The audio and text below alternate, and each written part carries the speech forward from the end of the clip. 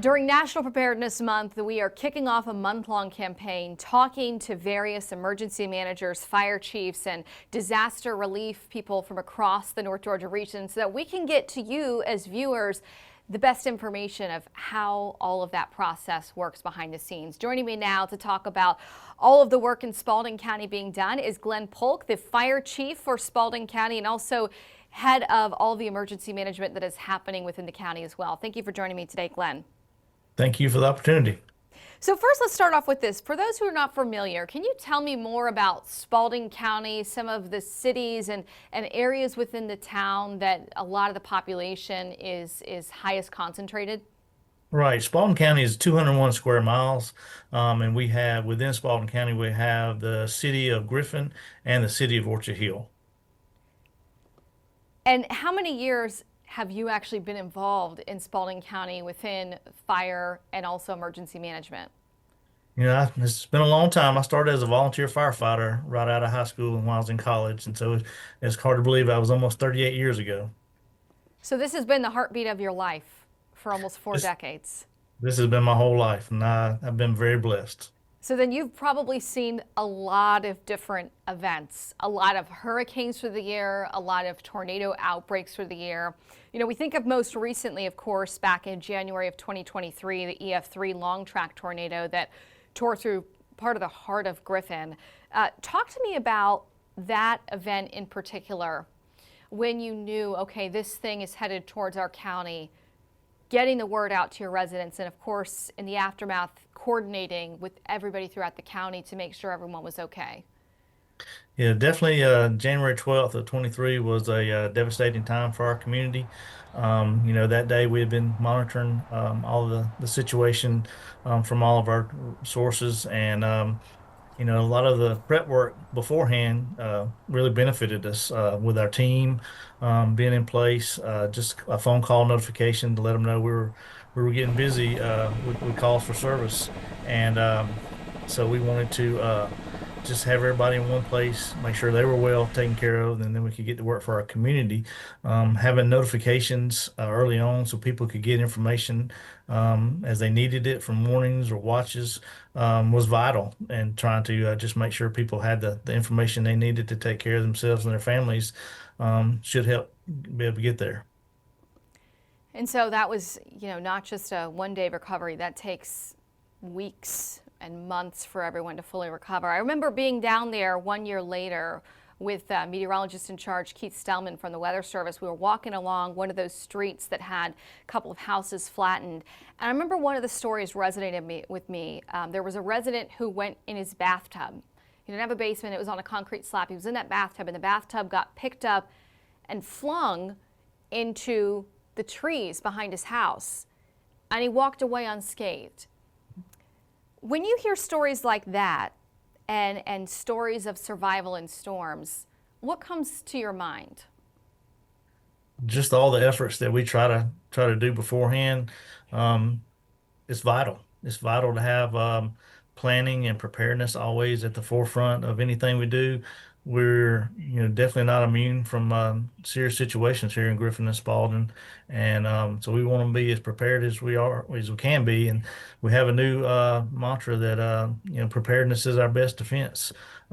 We've been very blessed by a lot of hardworking people that make things happen when people are having a bad day, and we just try to make sure all that's in place. We call them blue sky days when things are going good, and then when the skies are not so blue, just to make sure we're ready to respond to any calls for service and help people get through whatever they may be experiencing. And Chief, let me ask you about that process of coordination. As you have either a tornado outbreak potential or like last year, Helene coming through, and there's a lot of different facets to the forecast, from heavy rain that could lead to flooding to strong winds. How does it work in Spalding County? Who's in the room, and how are you monitoring hour by hour those events unfolding? That's another blessing we have here in Spalding is we have a lot of great collaboration and partners that come together in our emergency operations center here at our admin office that are just there planning and preparing for whatever may happen. We are We're always providing information as we get it from updates, from forecasting or events that may be being shared from other communities that we may be in the path of. So I try to make sure they have all the same information that we have, and then they come in there and in that room all together and work as a team to make sure everybody is taken care of, whether it's different jurisdictions or different departments within those same jurisdictions, just to make sure we're ready and able to meet any needs. And then if we have over and above, we have wonderful external partners between all of our partner counties and our state partners. So we are very blessed, and we've been able to take care of a lot of folks in a short amount of time because of all of the early planning and preparation we do, and this makes it vital to our response. So a lot of communication and coordination together. Do you have the Griffin and Spalding school system involved in those conversations, or is that something where you're coordinating directly with the county and then they're coordinating themselves with the Weather Service? No, the Griffin Spalding school system is definitely a major part of our team.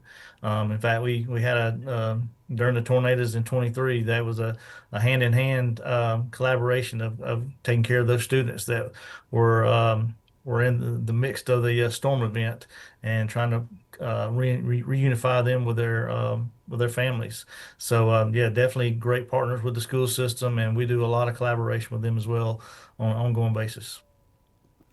And on that note of collaboration, getting the word out to your residents in Spalding County, how do you want them to receive emergency notifications? Do you have sirens down in Spalding County, or do you do some type of text or alert system on the phones? What's the best way for people to get emergency notifications, whether it be from severe weather or some other type of event unfolding? Well, here in Spalding County, we use the program Civic Ready. That is, you can tailor it to the kind of alerts you want to get, whether it's a warning or watch, whether it's tornado, hurricane, anything in between. And it's just a one-page registration. It's opt-in, and we definitely would love for everybody to get that because we can notify all residents in Spalding County of any impending warnings or watches that's provided through the National Weather Service. So that is a great resource we have and very efficient to notify our folks here in Spalding. We do have 10 weather sirens that are strategically located at most of our outdoor venues, which is our parks, and at three of our fire stations that are located in a traditional storm pattern. And but they're only good, and we try to make sure everybody understands that weather sirens are mostly good for outdoor venues. They're not as audible as they'd like to be for indoor uses. And so Civic Ready is by far the best efficient way of getting notified. But we do have weather sirens that we've been able to get over the years to try to address those outside places that people may gather. And we want to make sure they get warned as well. Yeah, for people who are outside. And what's your criteria for putting those off? Is it a tornado warning, severe thunderstorm warning, or is it whenever there's lightning coming in? Because every county is a little bit different. Ours are alerted through the National Weather Service, just like the same information you get on your weather radio.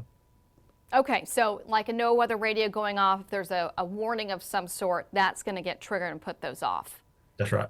That is great clarification. Thank you so much. Now, let me close with this. We talked about kind of the tornado, the hurricane effects. What about flooding? You have the Flint River heading through Griffin. Are there any other spots in Spalding County that may be even prone on just a summertime thunderstorm to flood? Are there any hot spots you all are always checking to see, hey, how's the water doing here? Because that's one of those first signs that things are starting to get bad out there. Definitely. That's just one of those other great partnerships we have with Spalding and Griffin Public Works that they know these roadways and these areas firsthand. And so between them and law enforcement, we work through that partnership to make sure those areas are addressed and monitored. And then if they need to be responded to for any kind of action, then we work together and make sure everybody knows the workarounds and the routes and any kind of barricades that may be needed. So it's always a team effort, and for that I'm very grateful. And you're always very vocal putting in storm reports and everything to the National Weather Service chat group, so we really appreciate that.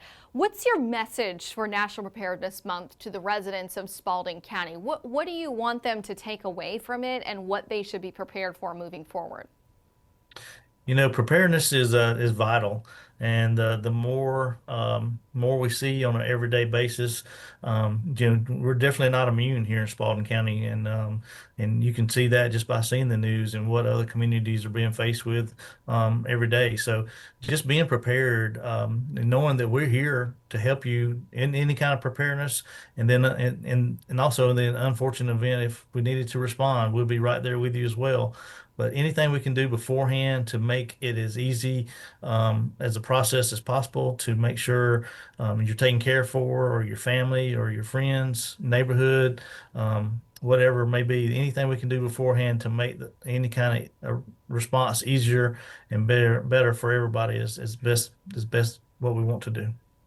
I loved it how you said earlier, like preparedness is the best way to be ready for storms. You got to be ready for anything. So having those multiple ways to get warnings and knowing what is my plan if there's a tornado warning or a threat of flooding, that's always so key. Glenn Polk, Fire Chief with Spalding County, I really, really appreciate your time today. Thank you so much for the opportunity.